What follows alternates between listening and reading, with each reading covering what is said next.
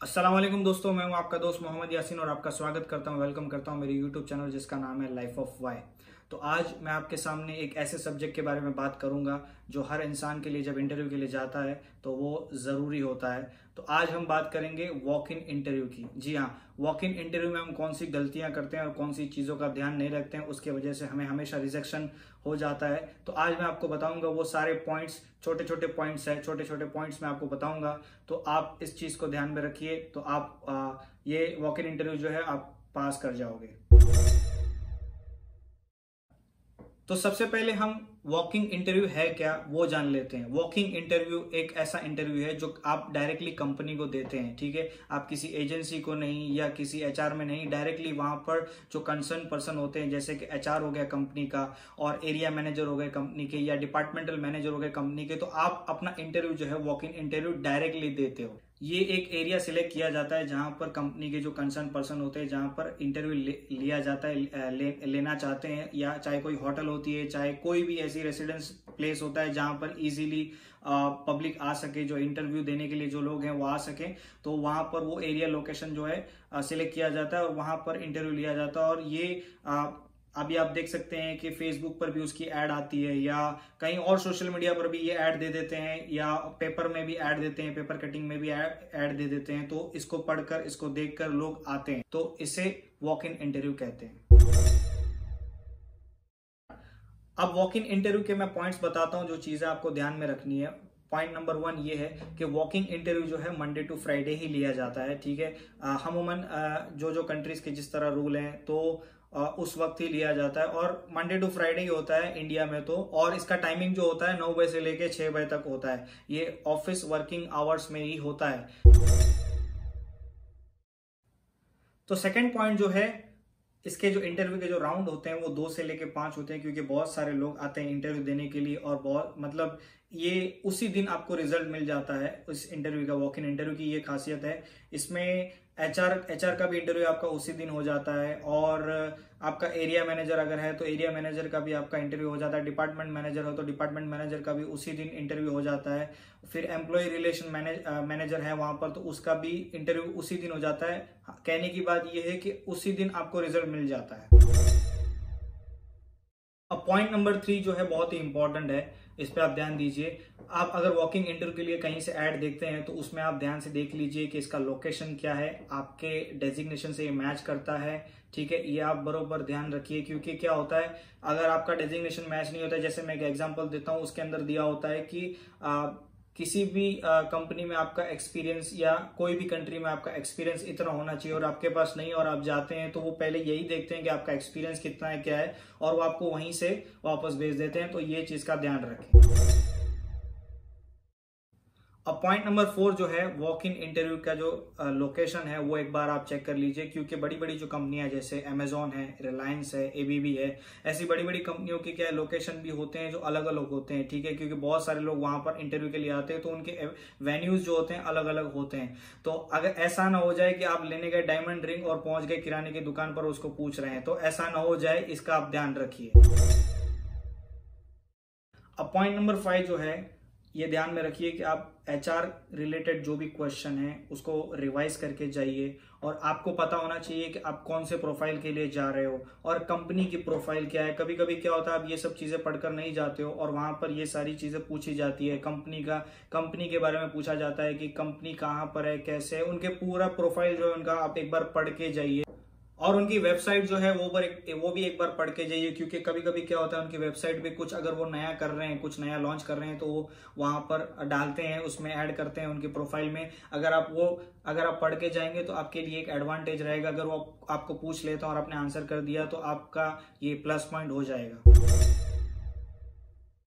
अब 6 पॉइंट जो है वो है आपके डॉक्यूमेंट्स के रिलेटेड। आप डॉक्यूमेंट्स में क्या क्या कैरी कर सकते हैं। डॉक्यूमेंट्स में आप 5 कॉपी जो है अपने रिज्यूमे की लीजिए, 2 फोटोग्राफ लीजिए और मार्कशीट लीजिए और आधार कार्ड लीजिए। मार्कशीट अगर आप अपने फोन में भी अगर आप फोटो खींच कर लेके जा सकते हैं तो प्रॉब्लम नहीं, और उसकी जेरोक्स लीजिए 3-4, क्योंकि यहाँ पर जो है राउंड्स ज्यादा होते हैं, 2 से लेके 5 राउंड होते हैं, तो हर राउंड्स में आपको अगर वो मांगते हैं तो देना पड़ता है। तो इसीलिए आप ये जिस तरह मैं बता रहा हूँ वो आप कैरी करके जाइए। पॉइंट नंबर 7 ये है कि आप जब वॉक इन इंटरव्यू होता है तो सबसे पहले अर्ली मॉर्निंग जो टाइम दिया है उससे पहले ही पहुंच जाइए, क्योंकि हमारे गुजरातियों में कहावत है वेलो ते पहलो, मीन्स जो पहले पहले जाएगा वो सबसे पहले ही आएगा। तो ऐसा है कि क्योंकि जितना आप पहले जाएंगे आपका सीवी जल्दी जल्दी बाकी के जो कंसर्न मैनेजर है उनके पास फॉरवर्ड होते जाएगा और आप जल्दी से सिलेक्ट हो जाओगे और आपका टाइम भी बच जाएगा, क्योंकि ये पूरा लॉन्ग प्रोसेस होता है, पूरा दिन चलता है। जितना आप लेट जाओगे आफ्टरनून में तो आपको पूरा दिन तकरीबन 6 बजे तक 7 बजे तक आपको बैठना पड़ेगा। तो आप अवॉइड कीजिए लेट जाना, और जितना जो टाइम दिया है हम अमूमन 9 बजे से स्टार्ट हो जाता है, बट आप 9 बजे से पहले चले जाइए तो आपके लिए बहुत अच्छा होगा। अब 8 पॉइंट जो है वो है कॉन्फिडेंस लेवल। आपका कॉन्फिडेंस लेवल जो है एकदम हाई होना चाहिए, क्योंकि आप अगर जब इंटरव्यू रूम में एंटर हो जाओगे तो आप देखोगे इतने सारे लोग बैठे हुए हैं, बट आपको अपने कॉन्फिडेंस लेवल को लो नहीं करना है, एनर्जी अपनी हाई रखनी है, क्योंकि आपको अपने टैलेंट के ऊपर एकदम भरोसा होना चाहिए कि आप ये पास कर जाओगे। तो आपको कॉन्फिडेंस लेवल जो है एंड तक लूज नहीं करना है, ये सबसे बड़ा इंपॉर्टेंट है, क्योंकि जिस तरह आप कॉन्फिडेंस लो करते जाओगे आपके चेहरे पे दिख जाएगा। तो आपको कॉन्फिडेंस जो है बिल्कुल बनाए रखना है, क्योंकि इंटरव्यू में जो है कॉन्फिडेंस ही देखा जाता है, क्योंकि आपने कितने सर्टिफिकेट लिए क्या लिए वो तो आप वो पेपर में देख लेते हैं, बट जिस तरह से आप बात करते हो आपका कॉन्फिडेंस लेवल कैसा है क्या है वो सामने वाले इंसान को समझ में आ जाएगा, क्योंकि आप जब बात करोगे तब। तो कॉन्फिडेंस लेवल जो है आपका एकदम एनर्जी लेवल जो है हाई रखिए। अब 9 पॉइंट जो है आप डिसेंट लगने चाहिए। अब ऐसे कपड़े मत पहन के जाइए, हर इंटरव्यू में ये बहुत इंपॉर्टेंट है कि आप कैसे कपड़े पहनते हैं, कैसे दिखते हैं, ठीक है। तो ये भी एक चीज का ध्यान रखिए, हल्के से फॉर्मल आप पहन के जाइए एकदम नॉर्मल से, और ज्यादा डार्क कलर मत पहन के जाइए, एकदम लाइट कलर पहन के जाइए, जैसे बेज हो गया, ठीक है, लाइट पिंक हो गया या लाइट ब्लू हो गया। तो ऐसे कलर जो है आप पहन के जाइए एकदम नॉर्मल, के अभी आंखों को ऐसे चुभना नहीं चाहिए अरे ये क्या पहन के आ गया है। तो इंटरव्यू को अगर ऐसा लगेगा तो उनको ये लगेगा कि भाई इनको कपड़ों का भी सेंस नहीं है, ठीक है।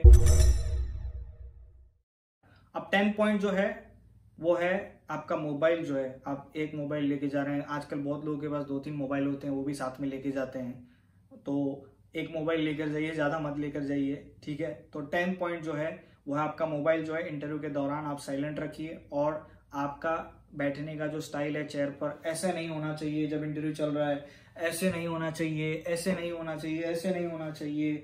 आप एकदम आराम से बैठिए, कुर्सी को पूरा कवर करके बैठिए, इस तरह बैठिए, इस तरह भी मत बैठिए क्योंकि नहीं तो उनको लगेगा कि ज्यादा नर्वस है। तो आप अच्छे तरीके से कुर्सी को जो चेयर को जो है कवर करके बैठिए, और मोबाइल को जो है अपने साइलेंट करके रखिए। 11 पॉइंट जो है आपका जो है इंटरैक्शन, ठीक है।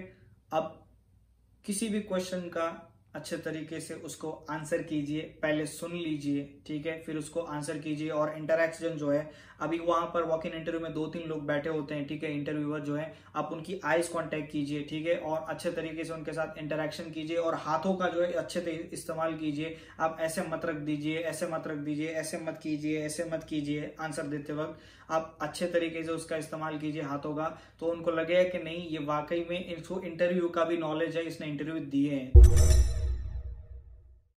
अब 12 पॉइंट जो है, अगर आपको वो कोई भी क्वेश्चन करते हैं तो आप उसका आंसर जो है एग्जाम्पल के साथ देंगे, तो ये बहुत ही आपके लिए अच्छा होगा, ये एक प्लस पॉइंट होगा, एडवांटेज होगा।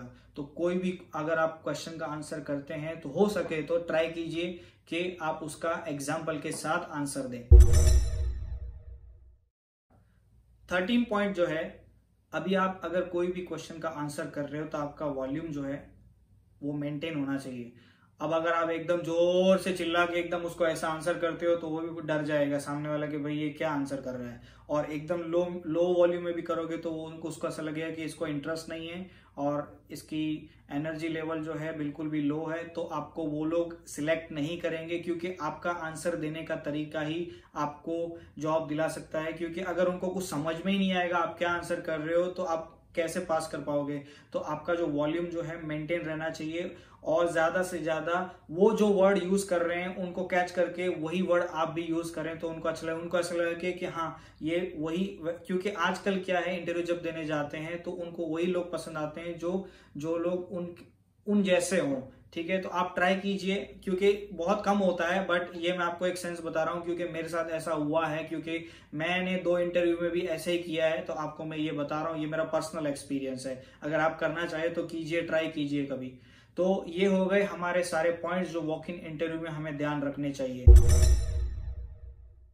तो अब मैं वॉक इन इंटरव्यू का जो है प्लस पॉइंट बताता हूँ। वॉक इन इंटरव्यू का प्लस पॉइंट ये है कि आपको उसी दिन रिजल्ट मिल जाता है। अगर आपने अच्छे से इंटरव्यू अटेंड किया है तो उसी दिन आपको पता चल जाता है। आपको ये सुनने नहीं मिलता एचआर के थ्रू, एचआर के पास से, कि आपको हम बाद में बताएंगे या कल बताएंगे, क्योंकि कोई भी जब हम इंटरव्यू देने जाते हैं तो हमारे लिए बहुत ये पेनफुल होता है जब हम ये सुनते हैं कि आपको हम बाद में बताएंगे या कल बताएंगे या we will let you know as soon as possible. तो ये बहुत ही दुखदायक होता है हमारे लिए। तो ये एक प्लस पॉइंट होता है कि यस और नो आपको उसी दिन पता चल जाता है। तो मैं उम्मीद करता हूं कि आपको जो मेरा वीडियो है वो अच्छा लगा होगा, इन्फॉर्मेटिव लगा होगा। तो मेरे चैनल को आप लाइक कीजिए, शेयर कीजिए, सब्सक्राइब कीजिए और कमेंट जरूर कीजिए और बेल आइकन को दबा दीजिए ताकि मेरी हर एक आने वाली वीडियो का नोटिफिकेशन जो है आपको आ जाए। और इंशाल्लाह नेक्स्ट वीडियो में और कुछ नया लाते रहेंगे। तब तक के लिए टेक केयर, बाय बाय, अल्लाह हाफिज।